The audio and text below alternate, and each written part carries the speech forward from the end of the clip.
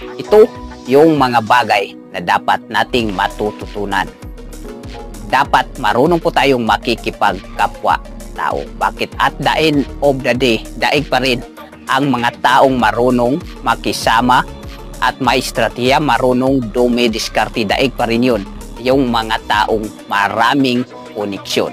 Bakit? Sa at the end of the day, tayo po ang tumutulong sa sarili natin at yung mga taong umaaasa po natin ang makakatulong sa atin.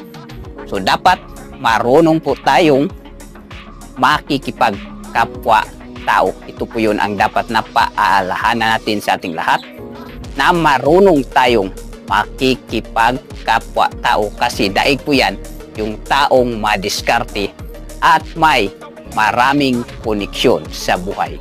Kaya ikaw ngayon na nanonood sa ating video po,